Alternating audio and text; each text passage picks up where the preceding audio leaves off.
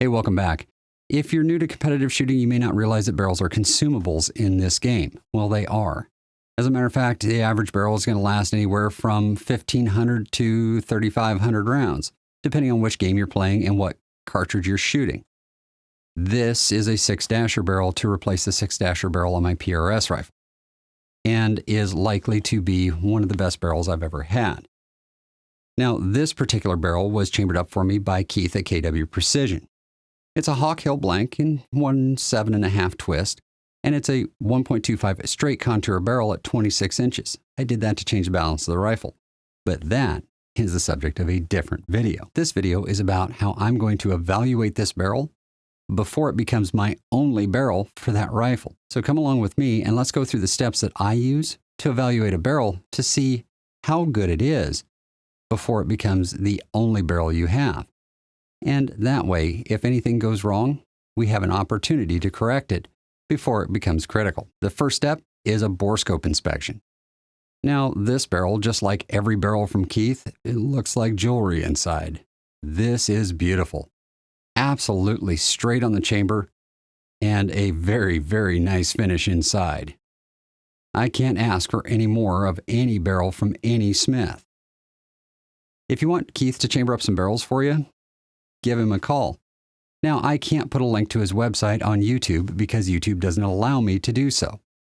If you can remember KW Precision, type that into Google. You'll find him. He's got a pretty nice website. The next step is to take this barrel and mount it on the rifle so we can get it out to the range and get those first few shots through the barrel.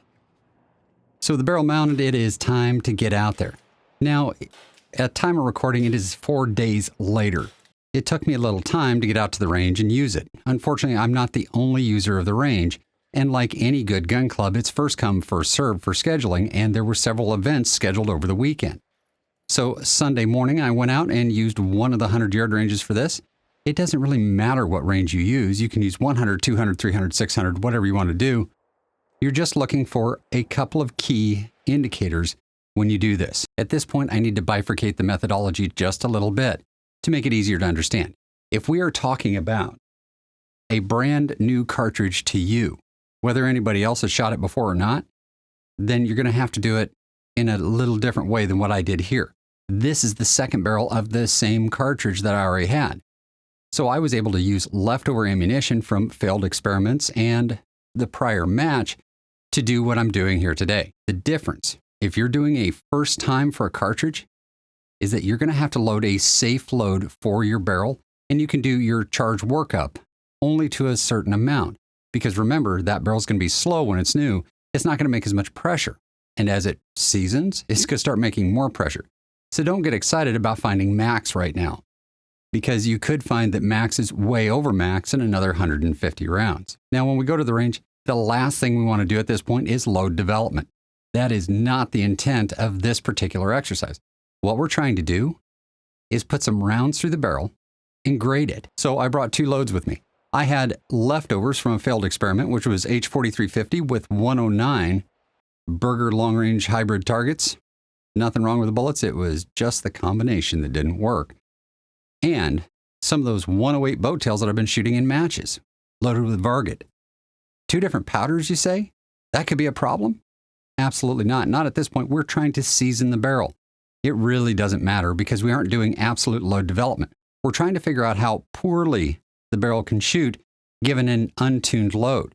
Now, realistically, both loads are relatively well tuned in the longer barrel that they were loaded for. So they're going to be off a little bit in the 26-inch barrel. That's not a big deal. We're just checking to see if the barrel's any good at all. So we're going to start with sighting it in. You know, when you change barrels, the bore doesn't point the same direction as the previous one. Barrels are not dead straight. Even when they look dead straight, they aren't dead straight. So you're likely to have a deviation from zero. So first thing we have to do is zero it. Now, I did the dumbest thing possible here, and I'm just going to point it out. I set up these 2 targets, and I aimed my first shot at this bull right here. Well, there's this space over here on the left that doesn't have any way of indicating a shot hit. And sure enough, you know where it hit? Right in there. So I had to aim the next shot right here. And here's the hole from it. Now that we've figured out where the rifle hits, we adjust our zero and fire the remaining 3 of the first 5 shots into a single group. And man, what a group that is. It's a 2. So it is shooting well with these 109 long-range hybrid targets and H-4350, if you excuse the excessive smoke that you get doing it. All right, let's move right along and put some more rounds through this barrel, because we aren't going to do a whole bunch of accuracy testing at this point. We're going to get that first 30 rounds through the barrel relatively quickly within the heat limits of the barrel. Don't overheat it, by doing some practice. So I set up on the bench and on various obstacles that I came up with and shot the various sticks and pieces of wood that were in the berm that provided targets of opportunity. Practice my positional shooting, and at the same time, see how the barrel reacts from the balance perspective to the shot. And I was pleasantly surprised that it made it actually easier to see the trace because I had the balance point slightly further forward. Once again, the subject for yet a different video. After practicing a little bit and getting 30 rounds of this H-4350 ammo through it, it's time to switch to Varget with the 108s. Now, you got to fire several rounds to kind of clear the H-4350 in the barrel and get it laid down with some Varget residue. I found that changing powders does have a tendency to throw a few shots in the first 5 rounds after you change powders, but it's not terribly bad. I just wanted to make sure I was clear before I started shooting groups. Now, I did something enormously stupid in that I didn't bring an appropriate solid rear bag for this testing. You know, if you're shooting off of a solid front rest and a solid rear bag, you get a lot smaller groups than shooting off of a bipod with a game changer that you're squeezing. It's a matter of simplicity here. If you're having to squeeze that bag to hold it in position, the likelihood of getting varying forces on the buttstock is very high, and it's much harder to shoot really small groups. So the first group taught me a lesson at just under an inch, and the second one came in around 4/10, indicating that the barrel did not like the load very well, but on the other hand, the rifle didn't like me the way I was handling it. So a little bit of judicious use of good, solid bench manners and equipment would have resulted in much better group sizes. Just something to be aware of. But in the end, all we were looking for is whether the barrel will shoot. And it shot 3 separate groups that were all well under 1 MOA, and the one that was the biggest was definitely yours truly, mostly because I wasn't using a consistent pressure on the butt pad, because my game changer was just in my way. Something that I try to avoid doing by using the squeeze sack instead. But sometimes during a match, you have to shoot with a game changer, so I figured why not practice just a little bit. So all in all, this barrel probably shoots somewhere between the 2s and the 4s without a whole lot of load development. If we do some load development, we can probably get a little smaller. But we aren't going to waste a bunch of barrel trying to do that. At this point, the barrel has 52 rounds through it, and it needs a couple of things before we go any further. The first thing is it needs to be cleaned. I haven't cleaned it yet. We're going to clean the barrel relatively gently, and then we're going to lubricate the bore to prevent any rusting because the barrel's coming back off. Why am I taking it back off?